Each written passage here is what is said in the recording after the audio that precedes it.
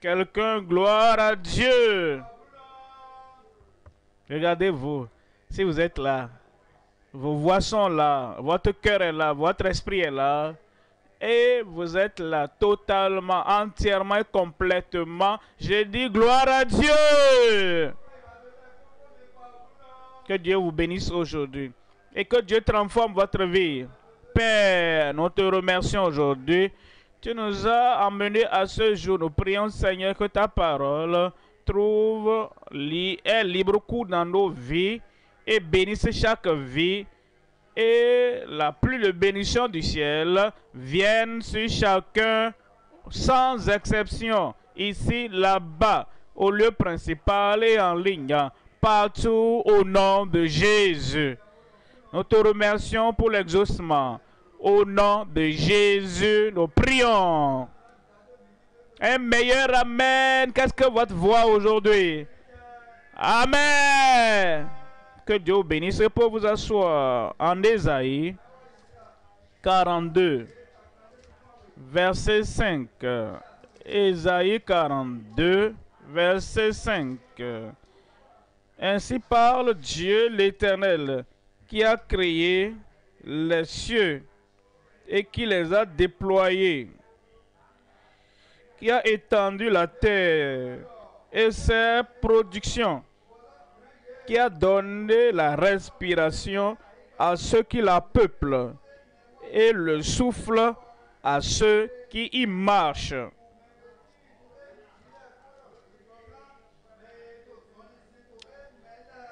Verset 6. Moi, l'Éternel, je t'ai appelé pour le salut, et je te prendrai par la main, je te garderai, et je t'établirai pour traiter alliance avec le peuple, pour être la lumière des nations. Parlant à Christ, le Père, parlant à son Fils unique, qui était encore au ciel à ce moment-là. Il voulait l'envoyer sur la terre. Et dit, quand il l'enverra sur la terre, il traitera alliance avec lui pour être la lumière pour les nations. Une lumière pour toutes les nations. La lumière pour ces créatures et ceux qui viendront à cette lumière. Verset 7. Il dit, pour ouvrir les yeux des aveugles. Et ça vient pour toi. Pour faire sortir de prison le captif. Et de leur cachot ceux qui habitent dans les ténèbres. Verset 8. Il nous dit, verset 8, je suis l'Éternel. C'est là mon nom.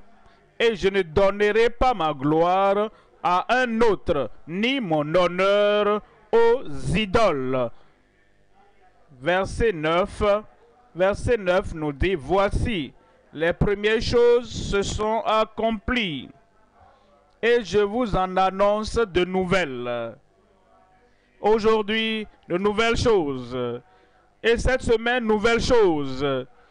Pour le reste de l'année, pour nos vies, de jour en jour, de temps en temps, de mois en mois, tout au long de temps, le Dieu Tout-Puissant au ciel a promis et déclaré et dit, et je vous en annonce de nouvelles choses pour vos âmes, nouvelles choses pour vos esprits, nouvelles choses pour vos corps, nouvelles choses pour vos familles, nouvelles choses pour vos ministères, nouvelles choses pour votre profession, nouvelles choses dans tous les domaines de votre vie, au nom de Jésus.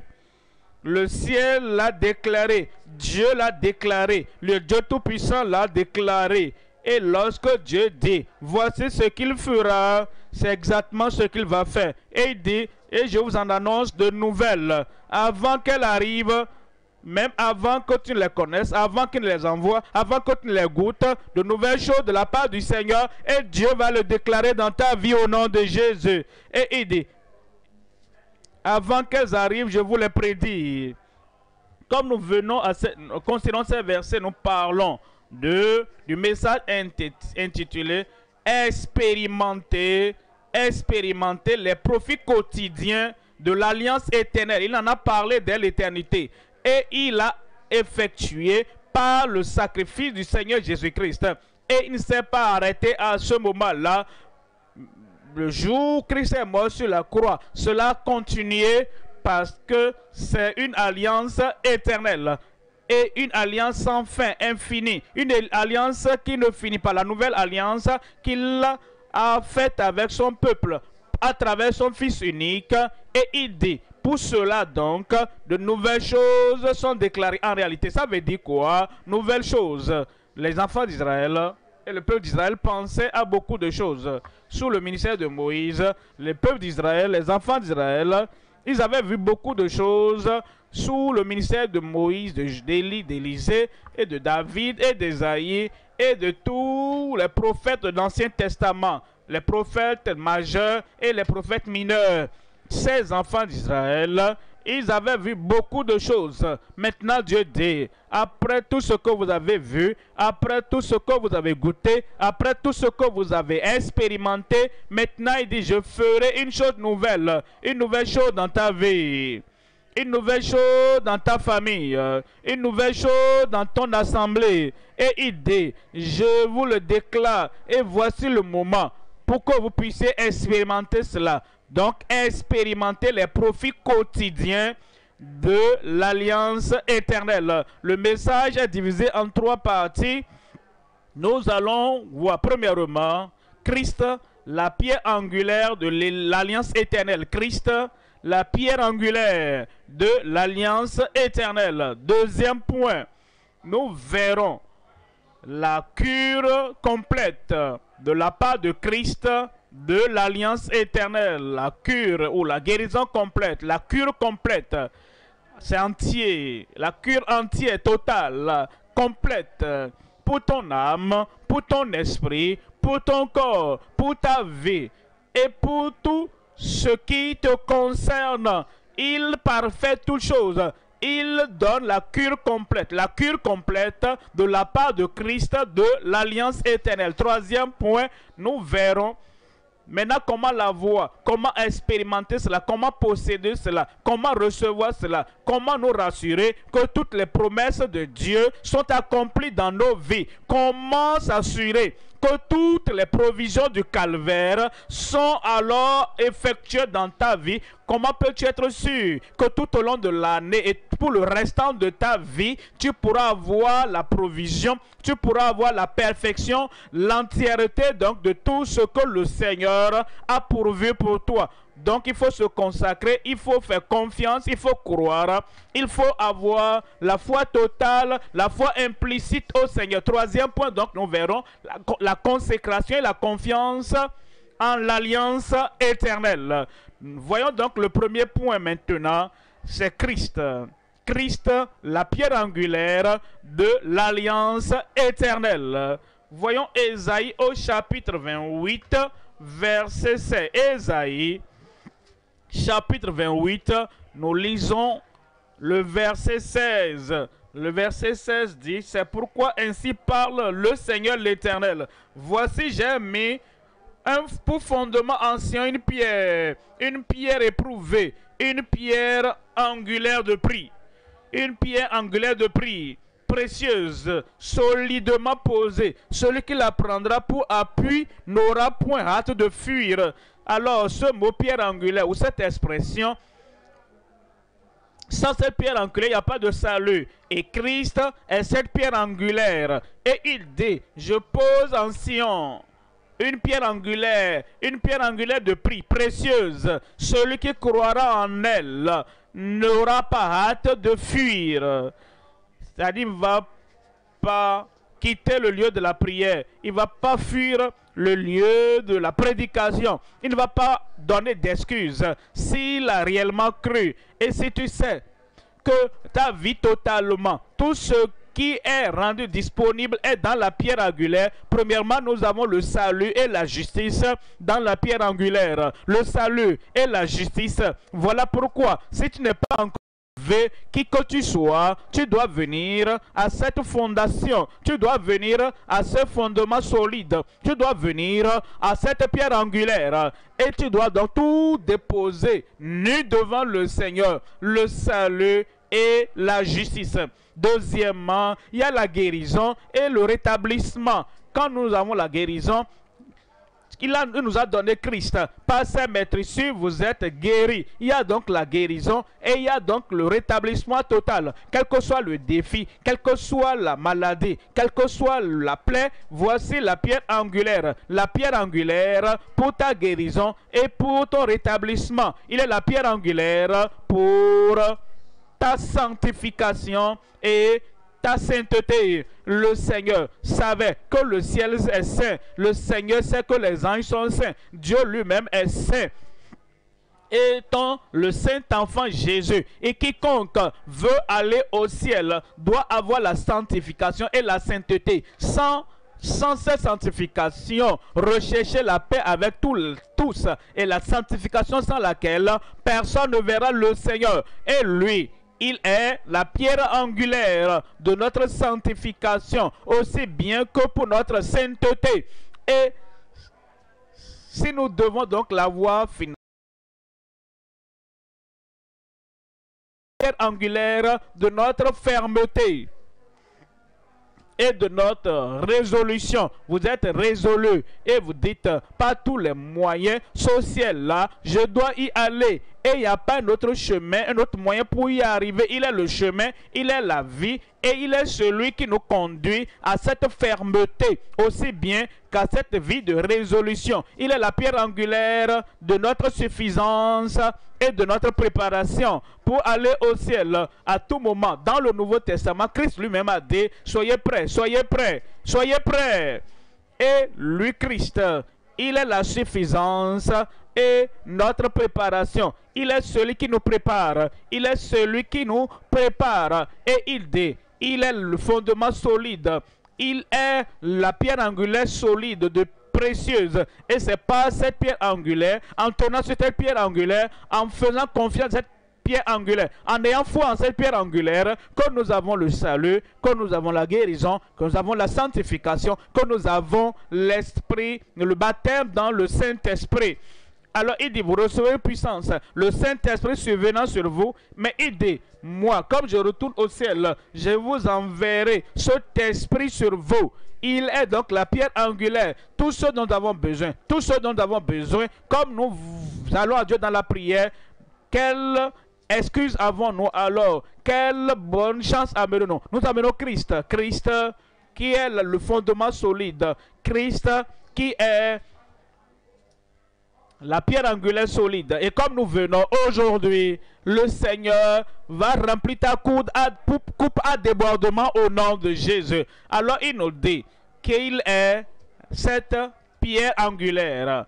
Voyons Ésaïe au chapitre 7, verset 14. Ésaïe nous dit de différentes manières que Christ, il est la pierre angulaire de l'alliance éternelle que Dieu a faite avec nous. En Ésaïe au chapitre 7, dans le verset 14, il dit, c'est pourquoi le Seigneur lui-même, d'autres ne peuvent pas le faire, mais le Seigneur lui-même, il n'y a aucune religion qui peut sauver, mais le Seigneur lui-même, il n'y a pas de fonction, il n'y a pas de position à aucun poste qui pourra dire le Seigneur lui-même vous donnera un signe.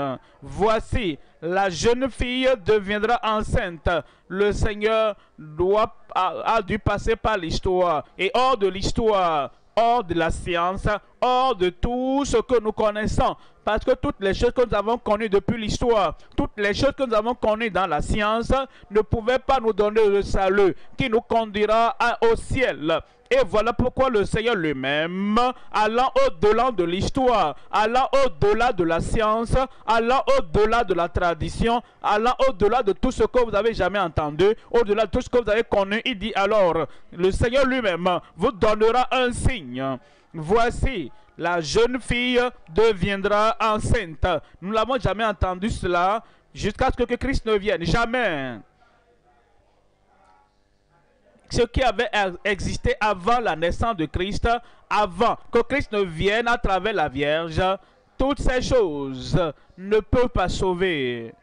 Tout homme, toute femme, toute chose naturelle, toute chose scientifique, il n'y a rien qui soit venu avant cette naissance virginale qui peut sauver. Ainsi donc le Seigneur lui-même a dû le faire, a dû donc nous donner cette pierre angulaire précieuse. Il a dû nous donner ce qui n'avait jamais été entendu avant par cette Vierge, pour que nous puissions avoir ce salut. Lui, le Seigneur lui-même vous donnera un signe. Voici, la Vierge, la jeune fille deviendra enceinte et enfantera un fils.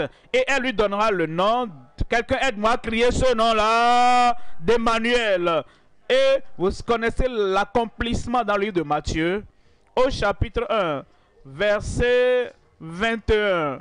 En Matthieu chapitre 1, verset 21, on dit, elle enfantera un fils, et tu lui donneras le nom de Jésus. C'est lui qui sauvera, c'est lui qui affranchira, c'est lui qui affranchira, c'est lui qui transformera, c'est lui qui sauvera son peuple de ses péchés.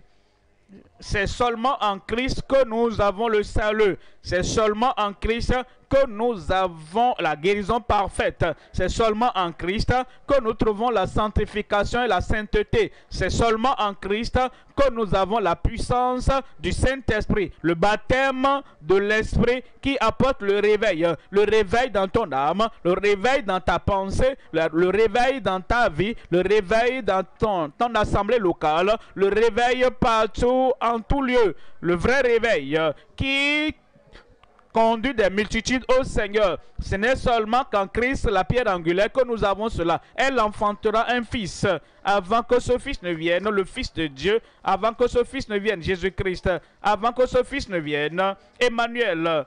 Toutes les choses que Matthieu anticipait, on ne pouvait pas avoir ça, mais maintenant Christ est venu. Quelqu'un là-bas, je dis Christ est venu. Et il a rendu disponible ce que nous n'avions pas avant sa venue. Et il dit maintenant, tu lui donneras le nom de Jésus, car c'est lui qui sauvera son peuple de ses péchés. Voyez le verset 22. Verset 22 dit, tout cela arriva afin la conception par une vierge. Tout cela arriva, la naissance du Fils de Dieu lui-même, tout cela arriva afin que s'accomplisse ce que le Seigneur avait annoncé par le prophète, disant, voyez le verset 23 là-bas, il dit, voici, la Vierge sera enceinte, elle enfantera un fils, et on lui donnera le nom d'Emmanuel, ce qui signifie Dieu avec nous.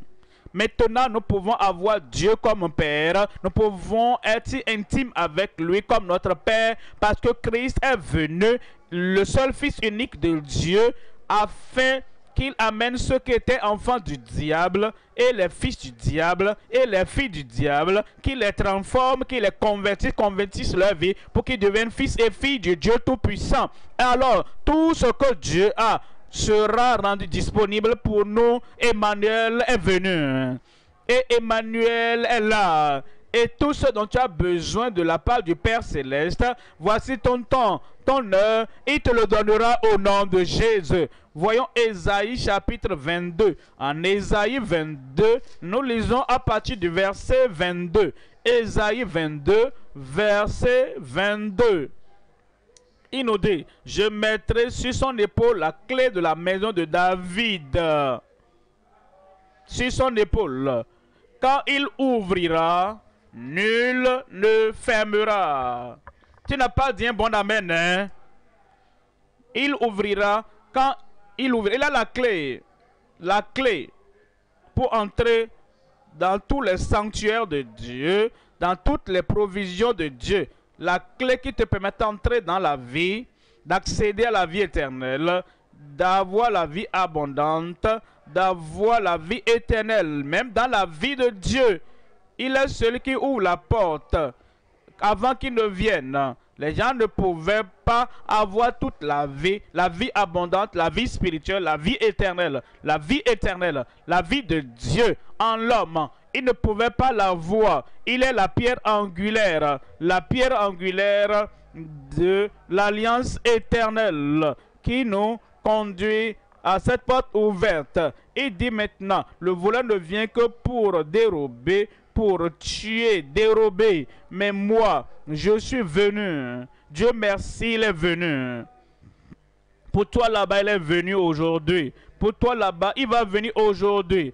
Et les bénédictions du Seigneur, abondantes, débordantes, viendront dans ta vie. Et il dit, quand il ouvre, personne ne fermera. Et quand il fermera, nul n'ouvrira. En Apocalypse chapitre 3. Apocalypse 3, voyons le verset 7. Apocalypse 3, verset 7. Et nous dit ici, écrit à un ministre, pourquoi il appelle l'ange? Parce que le ministre, le prédicateur, le pasteur, l'évangéliste, l'apôtre, prophète, doit mener une vie comme un ange radieux, un ange qui n'a pas de tâche, qui n'a pas de péché, qui n'a pas d'habitude pécheresse, qui n'a aucune tâche de ce monde. Voilà pourquoi il se réfère à ce ministre comme un ange. Et nous tous qui sommes ambassadeurs de Christ, nous qui avons Christ, et nous portons Christ aux autres. C'est le type de vie qu'il veut que nous menions. Une vie sans péché, sans tâche, Une vie qui brille au milieu des gens. Un ministre, un pasteur, un prédicateur doit être totalement différent en toutes choses, extérieurement, intérieurement, publiquement, dans sa famille et dans l'église. Il doit vivre comme un ange pour que les gens voient et disent, le pasteur vit comme il prêche.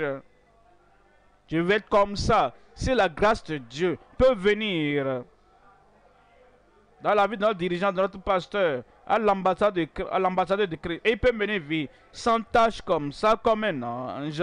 S'il peut, je peux. La grâce de Dieu sera abondante dans chaque vie au nom de Jésus. À l'ange de Philadelphie écrit, celui qui est Saint Christ, le véritable, c'est Christ. Celui qui a la clé de David, celui qui ouvre et personne ne peut fermer. Celui qui ouvre dans toute génération, celui qui ouvre dans chaque pays, celui qui ouvre n'importe où, et personne dans cette communauté, et personne ailleurs ne fermera. Et celui qui ferme et personne n'ouvrira.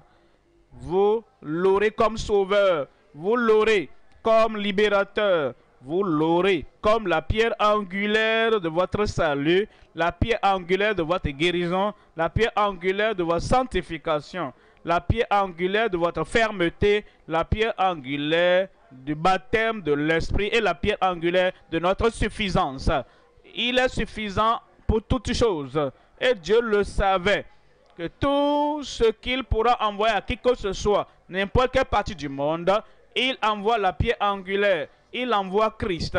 Et nous verrons qu'il y aura la suffisance dans ta vie au nom de Jésus. Quelqu'un crie suffisance. Pas de manquement dans ta vie, pas de limitation dans ta vie. Et la porte est grandement ouverte pour toi. Comme tu pries, Dieu enverra les bénédictions abondantes, les bénédictions suffisantes, les bénédictions internes, les bénédictions externes, les bénédictions familiales et l'exaucement aux prières dans ta vie au nom de Jésus. Il est déjà là. Ésaïe chapitre 9. Le verset 6, Ésaïe 9, le verset 6 nous dit, c'est le verset 5, Louis II, quand un enfant nous est donné, un fils nous est né. Vous voyez, quand les gens disent non, non, ils le disent, mais eux-mêmes n'en profitent pas. L'affaire de tout le monde n'est pour personne. Les profits de tout le monde n'est pour personne. Mais quand tu dis, si un enfant m'est né et un fils m'est donné, si tu étais le seul pécheur dans le monde, si tu étais le seul malade dans le monde, Christ allait toujours venir. Quand un enfant m'est donné, oui, pour nous, mais pour moi aussi, un fils m'est donné et la domination reposera sur son épaule. Alors, tu dois sortir de la gestion de soi parce que la domination de ta vie et de tes activités, la domination de ta vie est maintenant sur les épaules de Christ. Et tu ne te balades pas comme quelqu'un qui n'a aucun contrôle, aucune maîtrise, et tu as la gestion de soi. C'est ça qui nous pousse dans les problèmes. Mais quand tu prends le leadership de ta vie, la gestion de ta vie et la domination de ta vie, et tu déposes ça sur l'épaule du Seigneur Jésus-Christ, ta vie sera redressée au nom de Jésus. Et il nous dit, et on l'appellera admirable. Cette merveille, tu vas expérimenter ça dans ta vie. Conseiller. Vous savez, il y a des gens qui disent je suis sauvé. Et ils font des choses qui ne sont pas normales. Ils font des choses qui sont destructrices. Ils font des choses qui vont causer des problèmes dans leur vie. Ils disent qu'ils ont Christ comme sauveur, mais ils ne l'ont pas comme conseiller. Ils ne vont pas à lui pour lui demander, oh, je pense à ceci, je propose ceci, j'espère ceci, est-ce que je dois aller dans telle direction ou bien qu'est-ce que je dois faire? Quand tu as Christ comme ton sauveur, quand tu as Christ comme ton sanctificateur, quand tu as Christ comme celui qui te baptise du Saint-Esprit, et tu as Christ comme le roi de ta vie, celui qui est Seigneur de ta vie te conseille, va dans telle voie, ne va pas là-bas, va dans telle direction, ne tourne pas là-bas, reçois ceci, n'est pas cette association, il est celui qui nous conseille. Comment pouvons-nous laisser le verset dans la Bible et n'amenons pas le verset dans notre vie? Il dit, le Dieu puissant, puissant pour guérir, puissant pour sauver, puissant pour sanctifier et puissant pour transformer nos vies. Il est le Père éternel. Il est le Prince de la paix. Ainsi, il y aura la paix dans nos cœurs. Il y aura la paix dans nos âmes. Il y aura la paix dans nos familles. Il y aura la paix en nous et dans nos associations, ceux qui s'associent à nous. Si nous n'avons pas la paix, est-ce qu'il y a le prince là? Il n'y a pas la paix dans l'âme, il n'y a pas le repos dans l'âme. Si le cœur palpite à tout moment et nous n'avons pas de paix en nous, où est le prince de paix? Il régnera sans rival dans ta vie. Amen. Verset 6. Donnez l'empire de l'accroissement et une paix sans fin au trône de David et à son royaume. L'affermir pour toujours, l'affermir pour toujours, l'affermir et le soutenir. C'est la vie de quelqu'un désordonné, en désordre.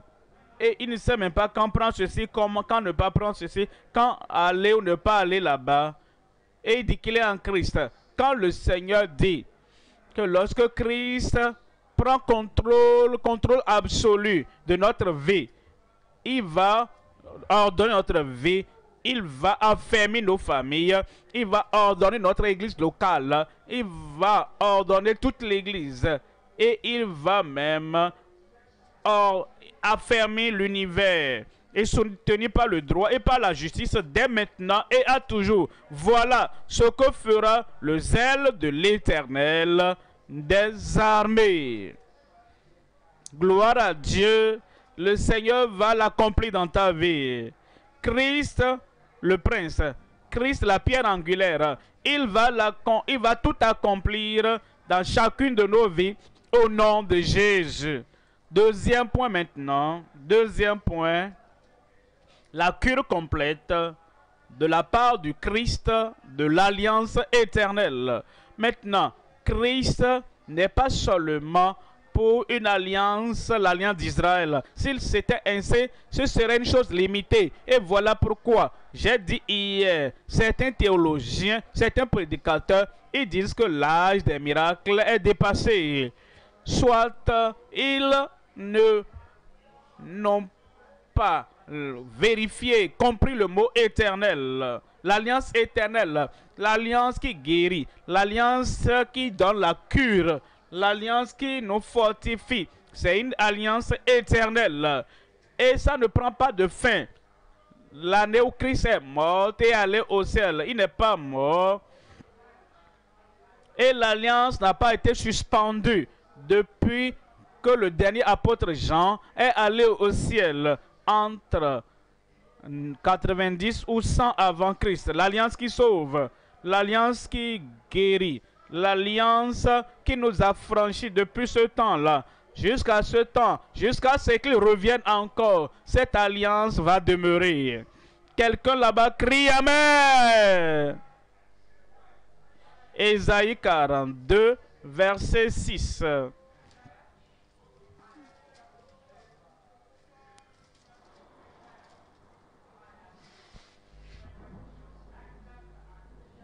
Ésaïe 42, verset 6. Moi, l'Éternel, je t'ai appelé pour le salut et je te prendrai par la main, je te garderai. Il va te garder. J'ai dit, te gardera et je t'établirai pour traiter alliance avec le peuple, pour être la lumière des nations.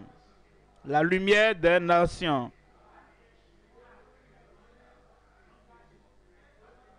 La plupart des miracles de Christ, quand il était sur la terre, c'était parmi les Juifs.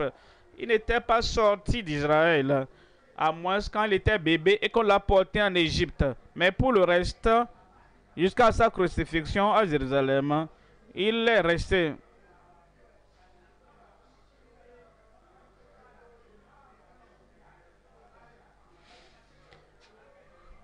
Il n'était pas allé aux extrémités de la terre des païens. Maintenant, nous sommes dans le monde des païens. Il nous a donné Christ. Alliance avec les nations, les païens du monde. Ceux qui n'avaient pas entendu parler de Jésus, de l'apôtre quand il travaillait. Comme les apôtres sont partis, que nous sommes tous là, toutes les créatures du monde, l'évangile nous est parvenu. L'évangile du salut est venu. L'évangile de la guérison est venu.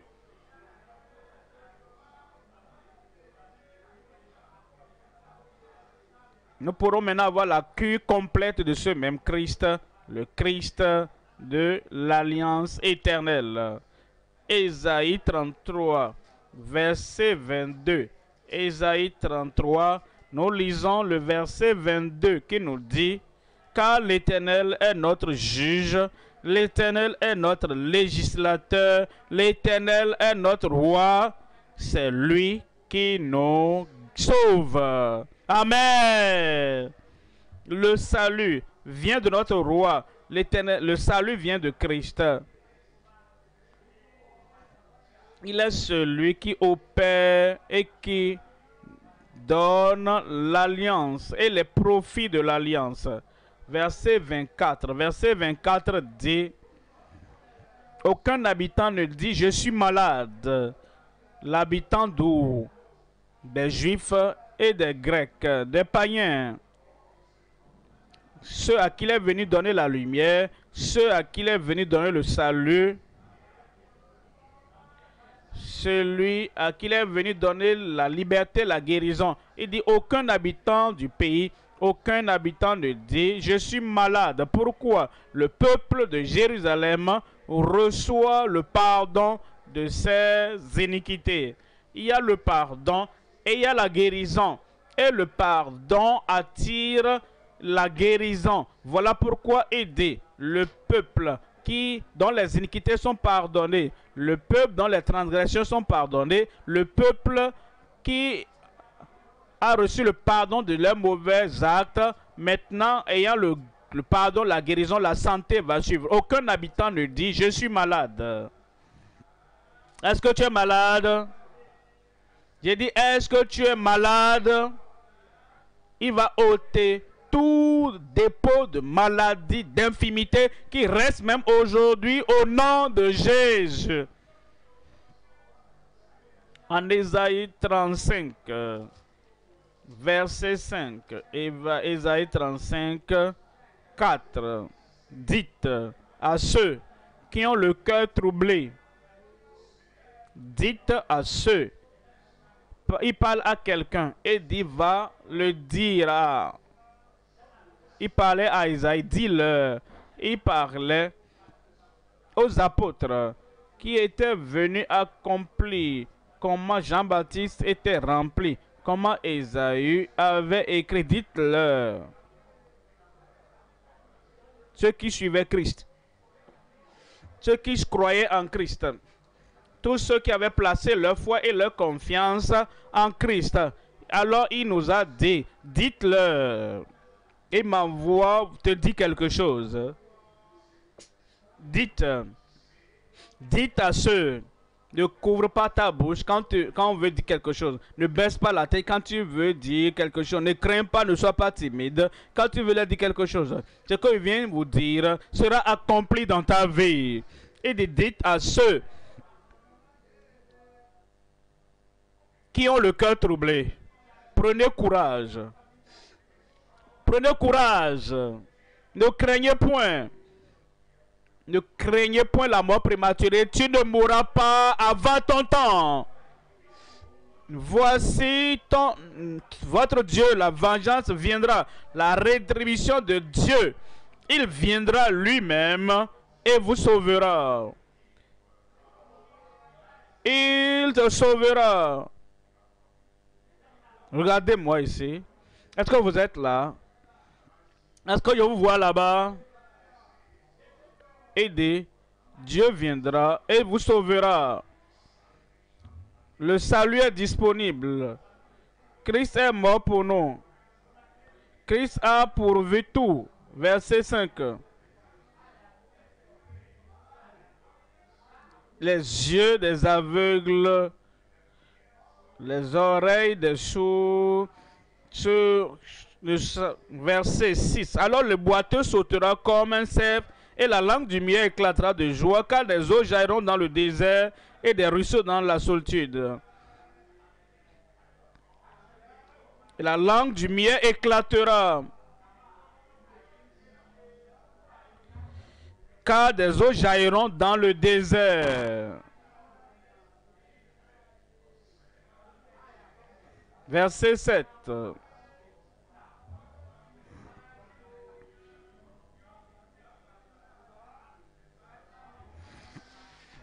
Et des ruisseaux dans la solitude. Le mirage se changera en étang et la terre desséchée en source d'eau. Dans le repaire qui servait de gîte au chacal croîtront des roseaux et des joncs. Verset 8. Verset 8 dit, il y aura là un chemin frayé, une route qu'on appellera la voie sainte. Quelqu'un, amen. La voie qui conduit au cœur de Dieu, c'est la voie de la sainteté.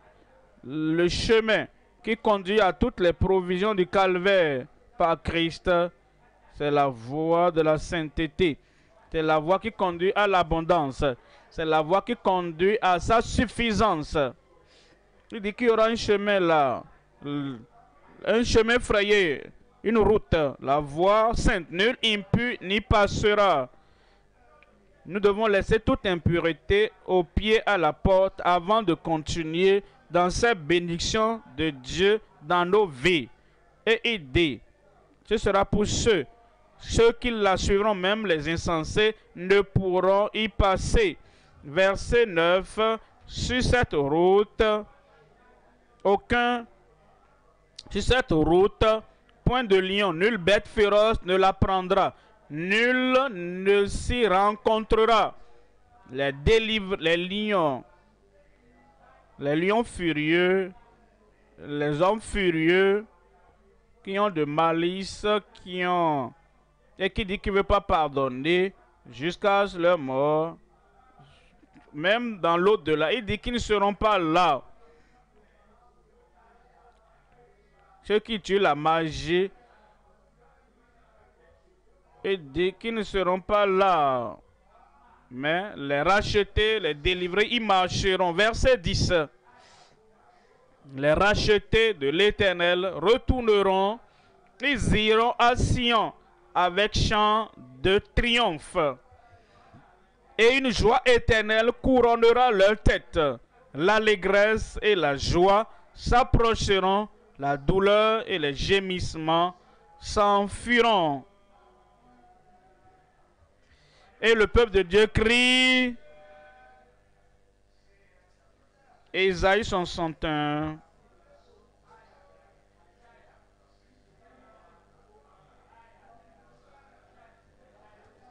Ésaïe 61, verset 1.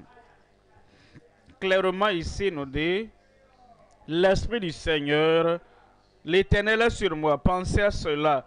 Ésaïe a prophétisé 800 ans avant la naissance de Christ. Et les paroles que Christ a déclarées, les paroles que Christ a, pour montrer pourquoi il est venu, l'objectif de sa venue, Ésaïe écrit maintenant. Il y a certaines personnes qu'on appelle les gens qui écrivent les discours. Mais il y a des gens qui préparent les discours là pour le roi qui veut faire le discours. Et il écrit ça par inspiration. Il écrit cela venant de la pensée de Dieu. Et il dépose ça là. Et le roi ou le président ou le gouverneur ou bien la personne qui veut faire le discours, il n'a pas besoin de travailler. Il prend seulement ce qui est préparé. Et c'est lui qui écrit.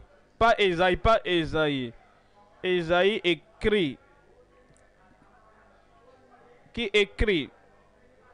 Et il dit, l'Esprit de l'Éternel est sur moi. Il n'a pas dit sur lui. Parce qu'il écrivait pour celui qui allait le lire. Car il dit, l'Esprit de l'Éternel est sur moi. Car l'Éternel m'a oint pour porter de bonnes nouvelles aux malheureux. Il m'a envoyé pour guérir ceux qui ont le cœur brisé, pour proclamer aux captifs la liberté et aux prisonniers la délivrance. Voyons maintenant, le roi est venu maintenant. Christ est venu maintenant.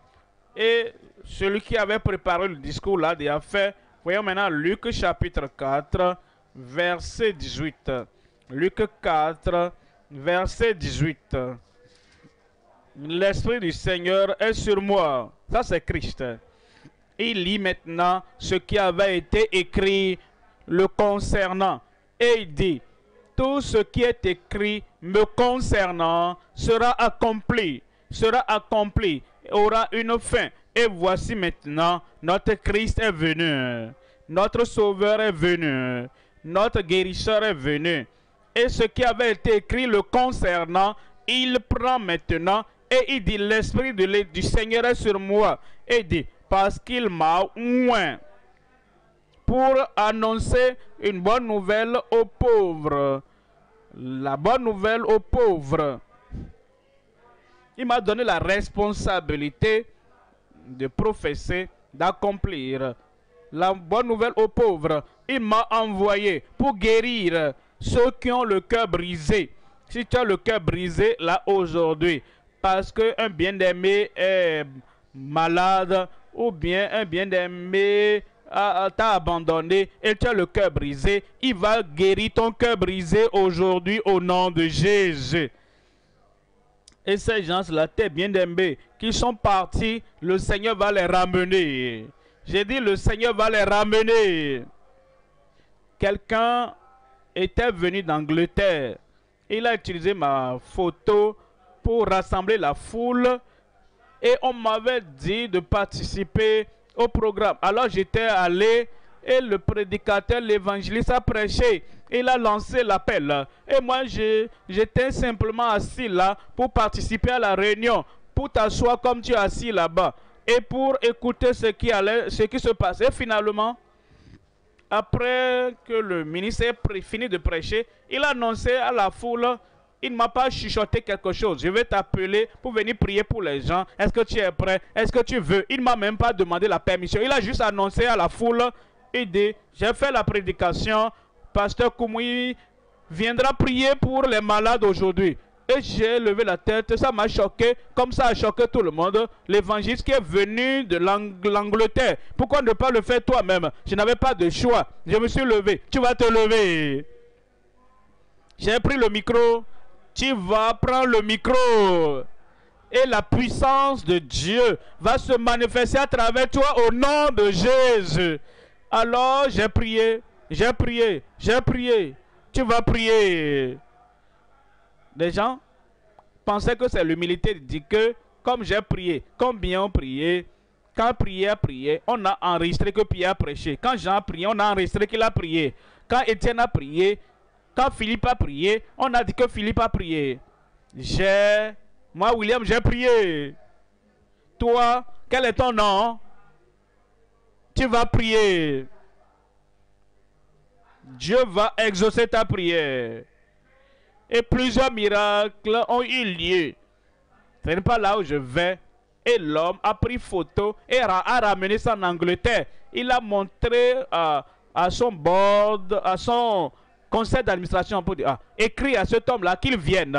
Alors j'étais allé là-bas, j'ai enseigné sur les dons de l'esprit. Je leur ai parlé de la manifestation de la puissance de Dieu. Voici là où je veux arrive immédiatement. Après avoir fini, je sortais comme ça. Un ministre est venu me voir parce que j'avais parlé au ministre sur les dons de l'esprit. Et le ministre est venu me voir pour dire, est-ce que tu veux prier pour moi? J'ai dit, bien sûr, je peux prier. J'ai dit, quelle est la requête de prière? Il dit, prie pour moi, pour que je trouve une bonne femme. Et j'ai regardé le monsieur, peut-être un peu plus âgé que moi. Et je me suis dit, mais moi qui suis là, venant d'Afrique, je suis marié. Est-ce que toi, tu n'es pas marié à ton âge là? Il dit, je m'étais marié. J'ai dit, qu'est-ce qui s'est passé? Il dit, pour te dire la vérité, j'ai le cœur brisé. J'ai dit, raconte-moi. Il dit, j'étais allé à l'hôpital et toute partie de mon corps, mon sang était empoisonné. Il n'y a aucune partie de mon corps qui est libre. Et j'ai amené le résultat médical à mon épouse. Et j'ai dit, oh, chérie, regardez ma condition. Elle dit, tu es en train de mourir. Et la femme a ramassé ses colis, elle est partie. Cœur brisé. Maintenant, il veut une autre femme. J'ai dit, tu sais, moi je ne crois pas à la deuxième épouse, divorce, remariage. J'ai dit, mais je vais prier pour toi. Ta femme là, elle va revenir. Il dit non, pasteur, je connais cette femme. Une fois qu'elle prend sa décision là, elle ne reviendra plus. Tu ne la verras plus. J'ai dit, moi, je dis, venant de la part du Seigneur, que cette femme va revenir. Et j'ai dit, nous allons prier. Maintenant, la prière que nous allons faire, tout poison dans ton sang, le Seigneur va tout enlever. Tu iras faire notre contrôle médical. Et le nouveau rapport médical, le nouveau test médical montrera à tout le monde que tu es maintenant un homme en parfaite santé. Il a dit d'accord. Je n'attendais pas son affirmation. Parce que moi, j'avais l'affirmation dans mon cœur. J'ai dit, prions. J'ai dit, Seigneur, tu sais, mon collègue pasteur, il a le sang empoisonné, balaie tout le poison et qu'il soit guéri et qu'il soit complètement en bonne santé. Et j'ai dit Amen. Je n'ai pas attendu son Amen. Il avait le cœur brisé. Et vous savez, les gens de cœur brisé, le Amen n'a pas de poids. Alors j'ai dit l'Amen qui allait avoir de poids. Pour toi aujourd'hui, je dis un Amen pour toi qui aura de poids au nom de Jésus. Alors j'ai dit, maintenant, n'argumente pas, retourne à l'hôpital et fais un autre test, contrôle médical. Et quand tu auras le rapport, ne dis rien à ta femme, fais juste une photocopie de ce rapport et envoie-la par poste qui t'a quitté. Et il a fait exactement ce que j'ai dit. Quand la femme a reçu le rapport médical, ça c'est bon. Ah, ceci c'est bon maintenant. Ah, tel c'est bon. Hein? Ah, ça c'est bon maintenant. Hein? Ah, ça c'est bon. La femme, elle a dit le monsieur est en bonne santé maintenant. Et la raison pour laquelle j'ai quitté, j'ai fui, c'est parce que l'homme était mourant. Maintenant l'homme est en bonne santé. Elle a ramassé encore ses colis et elle est revenue à la maison. Tu n'as pas entendu ça? Elle est revenue. Comment j'ai su? L'église, la dénomination, ils m'ont encore invité l'année qui a suivi pour venir continuer mon enseignement. Et j'étais arrivé là-bas. J'ai fini le premier message le premier jour. Et comme je sortais, l'homme est venu et a dit, ne t'en va pas, ne t'en va pas. J'ai quelque chose à te dire. Est-ce que tu te rappelles de moi? J'ai regardé, j'ai dit, non, hein. Parce que vous, les blancs, là, vous ressemblez tous, hein. Il a dit, je suis le pasteur qui était venu me voir l'année dernière et qui m'a dit de prier pour moi pour que je prenne notre femme. Et tu as dit non, que tu vas prier pour moi, pour que ma femme revienne. Maintenant, tu m'as dit d'aller faire nos tests médicaux. Après ta prière, je l'ai fait. Et j'ai le plaisir de te présenter. Voici le mari, voici madame, telle, chérie, telle. Elle. Et ils étaient maintenant ensemble. Et le cœur brisé a été ôté. Amen. Si Dieu a pu faire ça pour eux, très loin là-bas. Ils me connaissaient pour la première fois. Vous me connaissez depuis un moment maintenant, non? Ton cœur brisé sera guéri. Aujourd'hui, quelle que soit la cause de ce cœur brisé, tout va disparaître au nom de Jésus. Aidez. L'Éternel me l'a envoyé pour guérir ceux qui ont le cœur brisé, pour proclamer aux captifs la délivrance et aux aveugles le recouvrement de la vue, pour renvoyer libres les opprimés. Voyez le verset 21. Alors il commença à leur dire, aujourd'hui, cette parole de l'écriture que vous venez d'entendre est accomplie. Aujourd'hui, le jour d'accomplissement dans ta vie. Il va te sauver. Il va affranchir les captifs. Il va guérir les cœurs brisés. Il va détruire tous les jougs du diable de ta vie au nom de Jésus. Amen pour toi. Troisième point maintenant. La consécration et la confiance en l'alliance éternelle. La consécration, nous devons donc nous engager complètement, totalement, sans réserve au Seigneur, maintenant, pour toujours, jusqu'à ce que nous le voyons face à face, la consécration et la confiance en l'alliance éternelle. Voyons Ésaïe au chapitre 42. Lisons ici le verset Ésaïe 42, verset 8. Je suis l'Éternel. C'est là mon nom, et je ne donnerai pas ma gloire à un autre, ni mon honneur aux idoles. Verset 9. Et verset 9. Voici, les premières choses se sont accomplies. Les premières choses se sont accomplies. Qu'est-ce que Dieu veut dire par là? Ce que Dieu veut dire, c'est qu'il a envoyé Moïse en Égypte et il a dit, laisse partir mon fils. Pharaon a dit, je ne connais pas ce type de Dieu. Il n'y a pas de Dieu pour lui. Pour lui, il n'y a pas un Dieu qui va exiger que mes esclaves soient libérés et partent.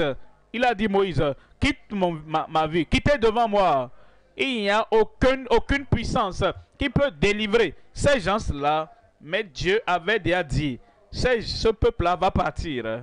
Et toi, tu sortiras de la captivité.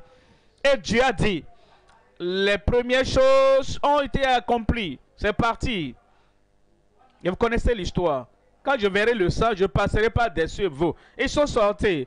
Et comme ils sortaient, il y avait la mer Rouge devant eux. Pharaon dit, je vais les piéger. Je vais les ramener en esclavage.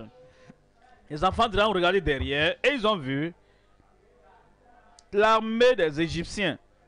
Alors, montagne à gauche, montagne à droite. Ils ont crié, qu'est-ce que nous ferons?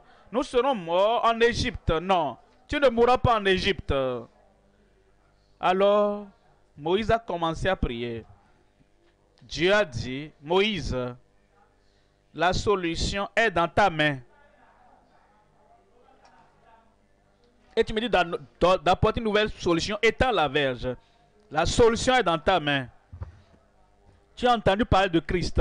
Tu as entendu parler de ses promesses. Et tu sais que ce Dieu ne peut faillir.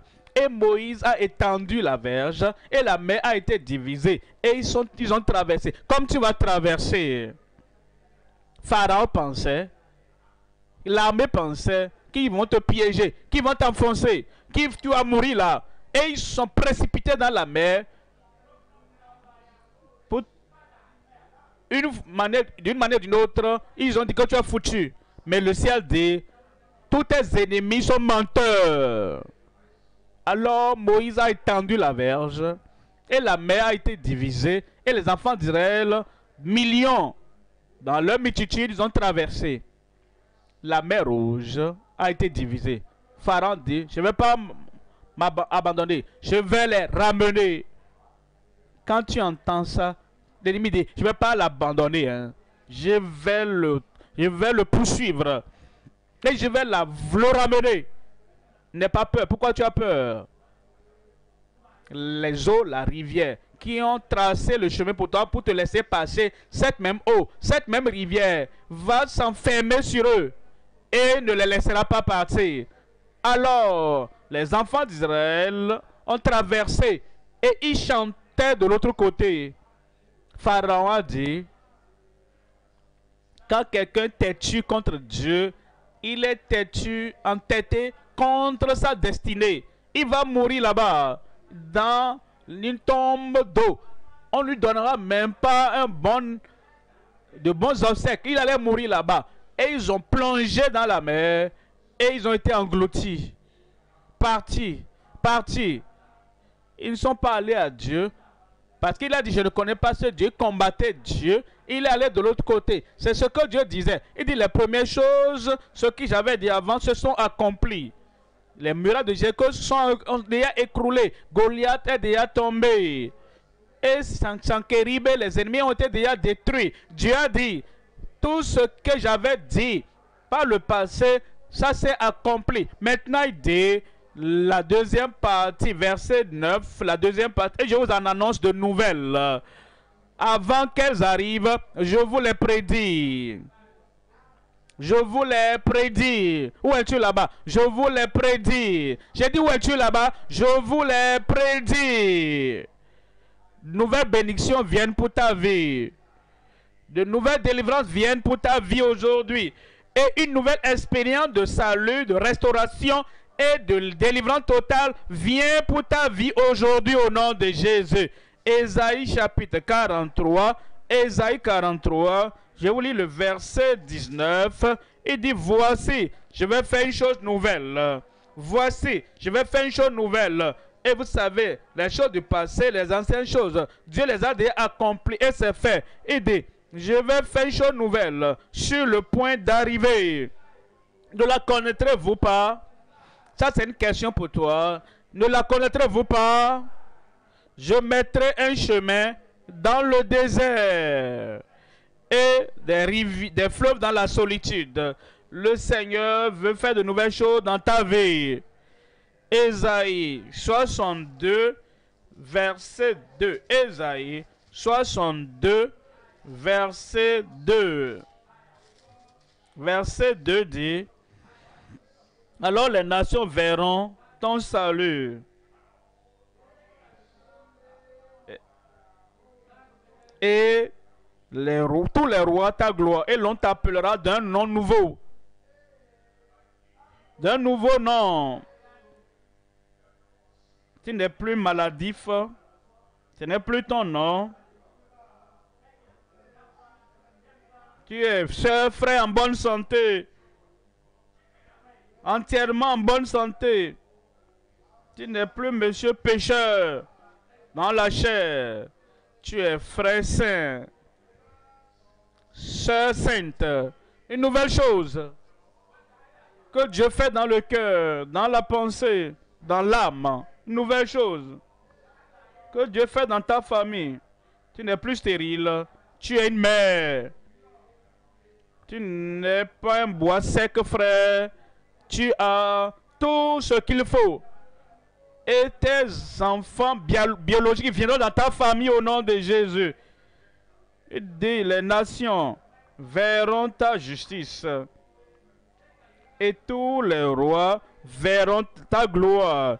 Et tu seras appelé d'un nom nouveau.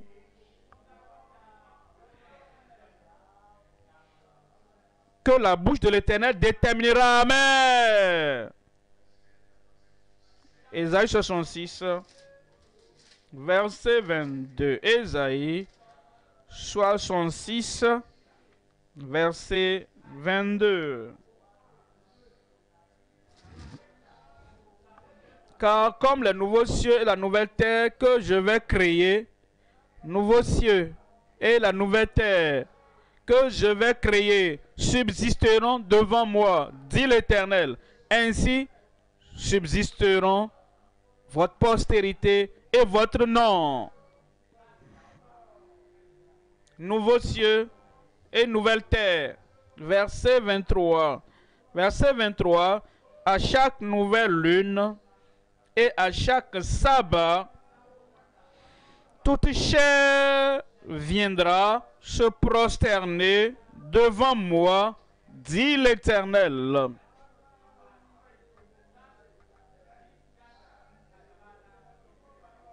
Et ce que Dieu a dit, il y a déjà un accomplissement de cela. Et d'autres viendront après. Et ils vont se prosterner devant Dieu. Il a parlé des nouveaux cieux et de la nouvelle terre. Maintenant, venons dans le Nouveau Testament, en 2 Pierre, au chapitre 3, verset 9. 2 Pierre, chapitre 3, verset 9. Le Seigneur ne tarde pas dans l'accomplissement de la promesse, comme quelques-uns le croient. Mais il use de patience envers vous, ne voulant pas qu'aucun périsse, mais voulant que tous arrivent à la repentance. Verset 10, il dit, le jour du Seigneur viendra comme un voleur. En ce jour, les cieux passeront avec fracas, les éléments embrasés se dissoudront, et la terre avec les œuvres qu'elle renferme sera consumée.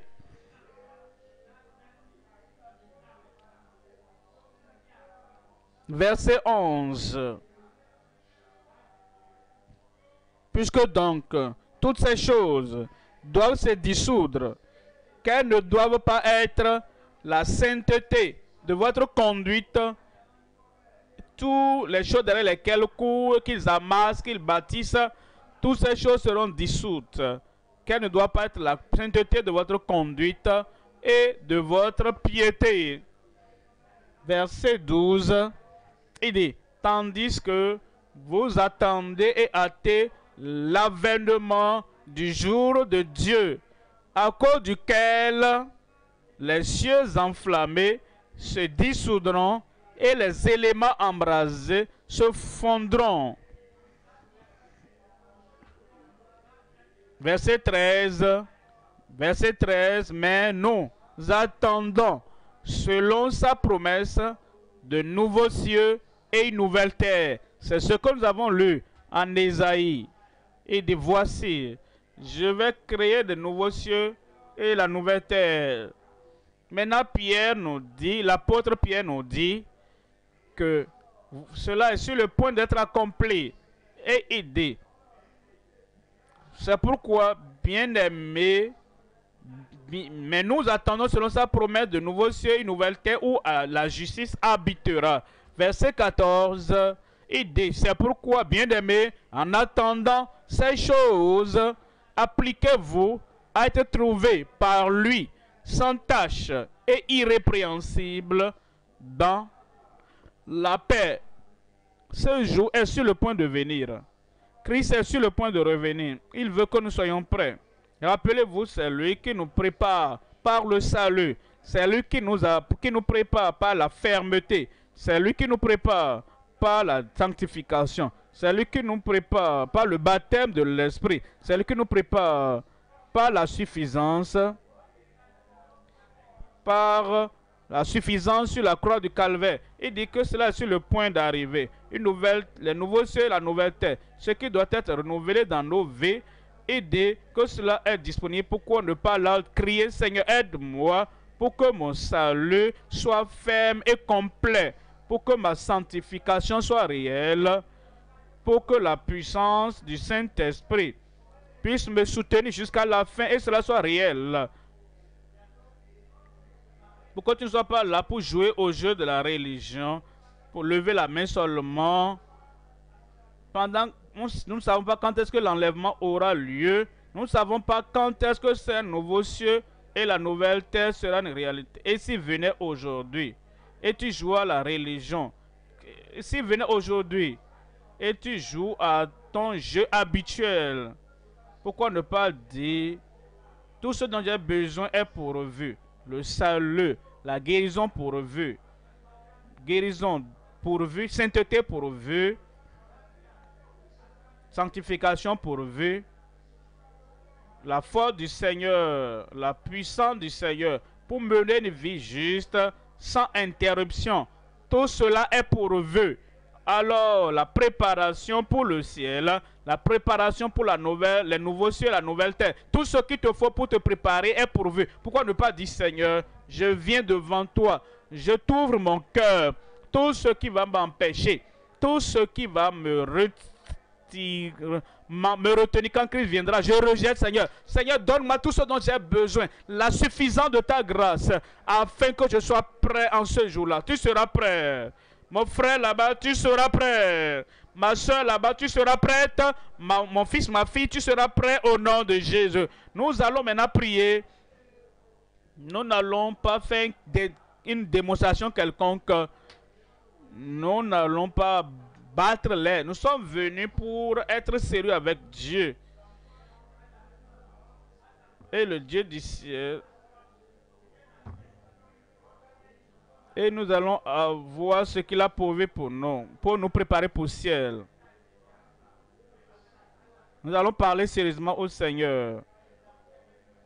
Avec un cœur pénitent et dit, Seigneur, me voici, fais-le pour moi. Il le fera pour toi au nom de Jésus. Ouvre ta bouche et parle à Dieu dans la prière. Christ est la pierre angulaire. Est la fondation solide. Et tu veux que cette pierre soit disponible. Il n'y a pas un autre nom qui a été donné parmi les hommes par lequel nous pouvons être sauvés. Seul le nom de Jésus. Si tu quittes ici et tu n'as pas une rencontre avec Jésus, comment pourras-tu naître de nouveau? Comment peux-tu être sauvé? Et dis, Seigneur, je t'invoque.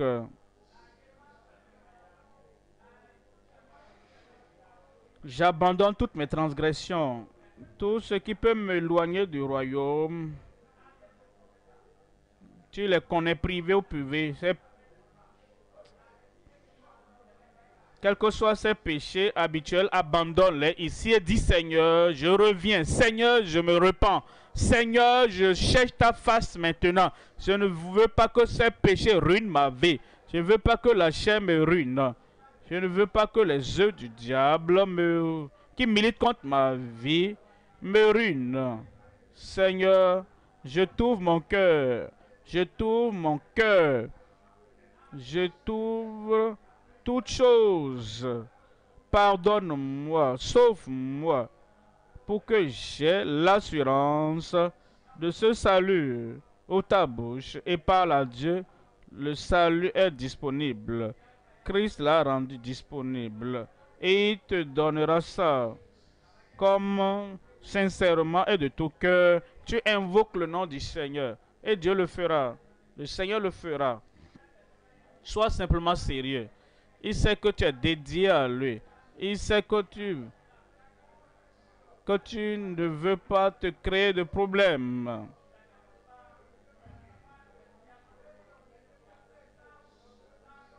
Et tu ne veux pas avoir n'importe quel type de salut, mais tu veux avoir un salut défini, un salut évident, pour que Dieu puisse confirmer que tu veux le salut qui conduit au ciel. Et tu demandes au Seigneur de purger ta vie. Il va pardonner tes péchés, il va t'affranchir et il va te protéger, te préserver de ces péchés du passé. Tu as besoin de la sanctification. Il est la pierre angulaire de notre sanctification et de notre sainteté. Et c'est en lui que nous bâtissons la vie de sanctification. Et nous menons la vie de sainteté. Et ça vient de lui. Il nous le démontre. Il nous le démontre. Et il nous appelle. Il veut impartir cette nouvelle nature de sanctification, cette nouvelle nature de sainteté dans chaque vie. Mais heureux ceux qui ont le cœur pur. Seuls ceux qui ont le cœur pur verront Dieu. Et si nous venons et nous n'avons pas la pureté de cœur, si nous venons et nous n'avons pas la sainteté de cœur, nous serons de tous les hommes les plus misérables. Dis Seigneur, donne-moi cette expérience de sanctification qui me conduira au ciel. Donne-moi cette expérience de sainteté sans laquelle personne ne verra le Seigneur. Il a la puissance du Saint-Esprit. Il dit, je vous baptise d'eau pour la repentance, mais il y a quelqu'un qui est plus grand, plus élevé, plus puissant que moi. Lui vous baptisera du Saint-Esprit et de feu. Il dit, attendez, jusqu'à ce que l'Esprit de Dieu, dans la mesure baptismale, vienne sur vous. Vous recevez une puissance. Le Saint-Esprit survenant sur vous, et vous serez mes témoins à Jérusalem, dans la Judée, dans la Samarie et jusqu'aux extrémités de la terre. Est-ce que on n'obtient pas en regardant seulement, on obtient en priant. On reçoit en priant, en abandonnant sur tout l'autel. Seigneur, me voici. Seigneur, me voici. Tout ce que je retiens, tout ce à quoi ce que je ne livre pas, ce que je garde en privé pour moi-même et que je refuse au Seigneur de gloire, Seigneur, rappelle-moi, je vais tout déposer sur l'autel avec cette consécration entière, par la foi qui ne rejette pas, selon la mesure baptismale sur ta vie. Et tu verras la grâce de Dieu suffisante pour ta vie, suffisante pour ta vie, suffisante pour la course à laquelle il t'appelle. Et demande au Seigneur et il le fera. Il sait qu'il a pourvu pour toi, pour notre cure complète, notre guérison totale. Il a pourvu pour notre santé, totalement en bonne santé. De la tête jusqu'à la plante des pieds. Il a pourvu pour notre cure, pour notre guérison. Et par ses maîtresses, nous sommes guéris. Tu peux invoquer Dieu pour dire, Seigneur, je sais, tu ne veux pas que je sois malade, maladif, infirme, faible. Tu veux que je sois fort. Tu veux que je sois libre de toute forme de maladie. Tout a été. Je te donne ma faiblesse. Je laisse ma maladie, ma déformation, je laisse tout à Christ. Il est celui. Tu ne peux pas le faire de toi-même. Cette toute faiblesse et tout ce qui n'est pas pour la santé parfaite, la douleur par ici, la douleur par là-bas, une blessure interne là-bas, et tu dois amener tout par ta foi, par ta confession, par ta confiance, tu dois tout t'abandonner sur Christ et il te donnera.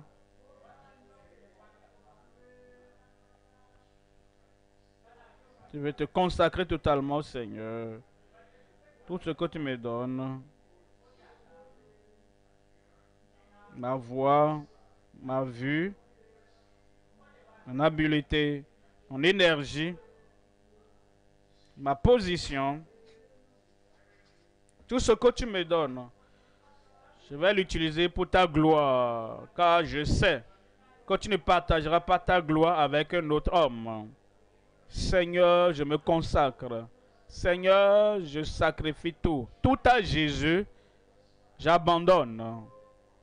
Tout à lui, gratuit, je donne. Je vais l'aimer et croire en lui. L'aimer et le servir. L'aimer et l'obéir.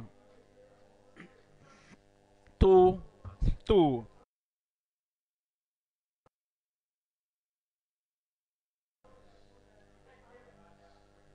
J'abandonne tout.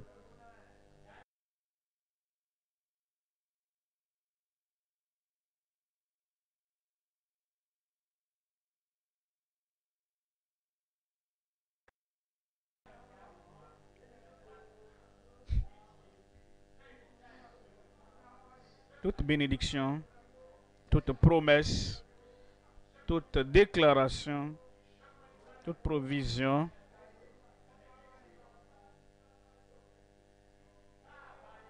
nous sera donnée pour nous.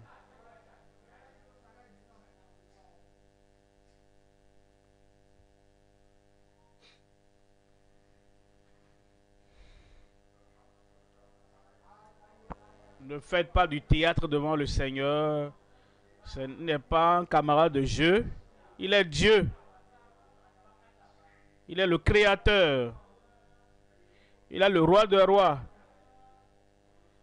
Si tu ne peux pas faire ça devant un président, devant un gouverneur, on ne peut pas faire ça devant le Roi de gloire. De façon solennelle. Tu abandonnes tout sur l'autel du sacrifice pour la gloire de Dieu. Tu t'appelles ministre pasteur et tu joues, et tu t'amuses devant Dieu.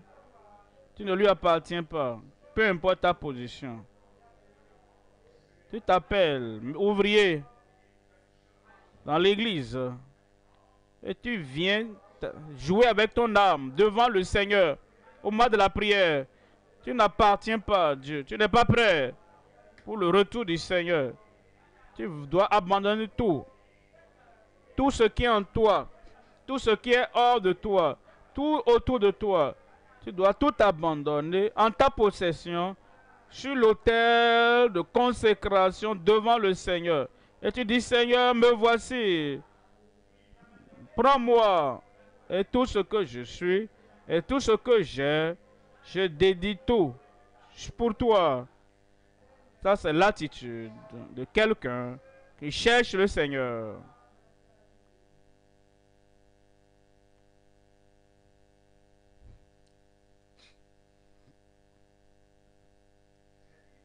Parle au Seigneur.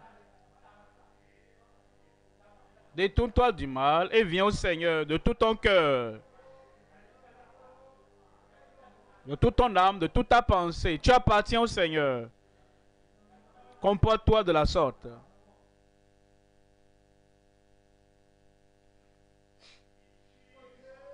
Au nom de Jésus, nous prions. Et les enfants de Dieu sincères, soumis, disent Amen. Prions ensemble. Lève ta main là-bas. Si tu es malade, tu peux mettre la main là où tu as le problème. Parce qu'aujourd'hui, Dieu a dit, je vais faire une chose nouvelle. Je ferai une chose nouvelle. Ne la connaîtrez-vous pas? N'allez-vous pas l'expérimenter? N'allez-vous pas la voir, l'obtenir? C'est pourquoi nous prions le Dieu du ciel qui exauce la prière. Il va exaucer ta prière.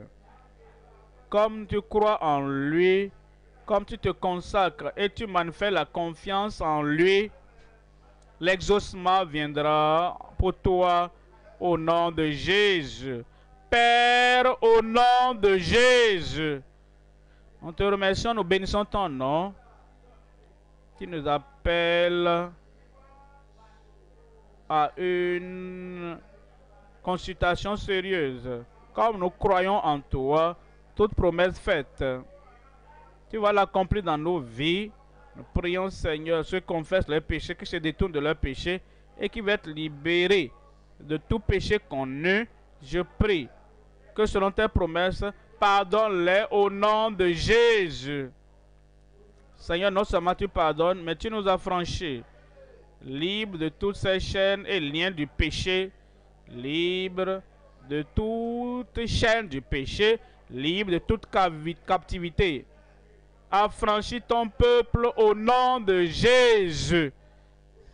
Toute infirmité là-bas, toute maladie là-bas, toute forme de lien d'emprisonnement là-bas, venant du diable, brise les jougs, détruis les œuvres du diable de chaque vie.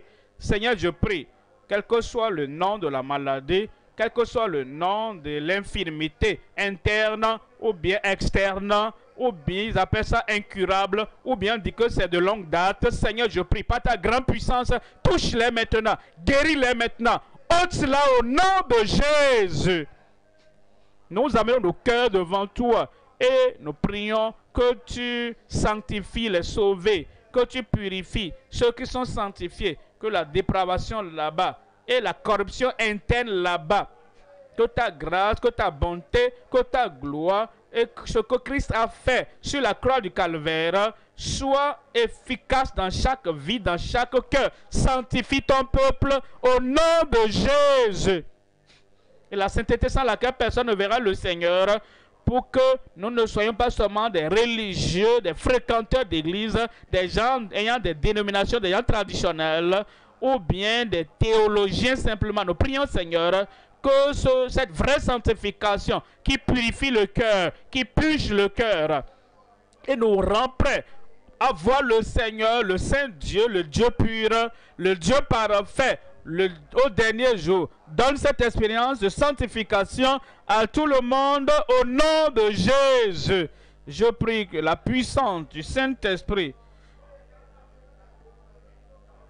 pour avoir le réveil partout, Seigneur, la restauration pour tout le monde.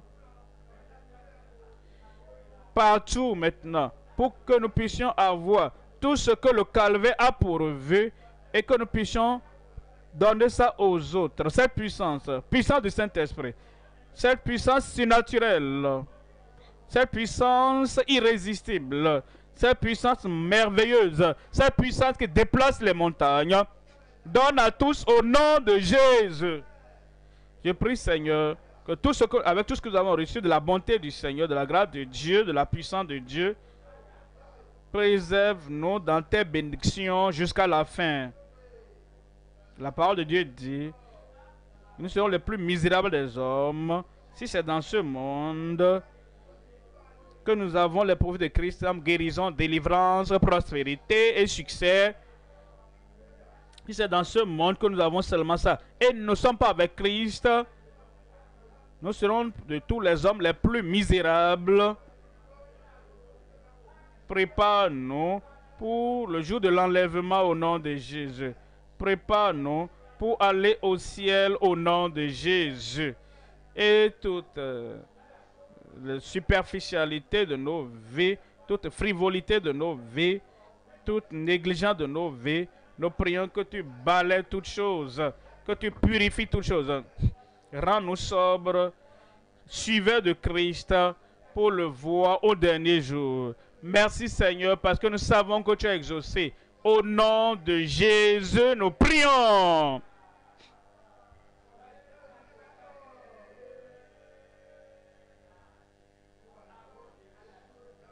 Merci, que Dieu vous bénisse.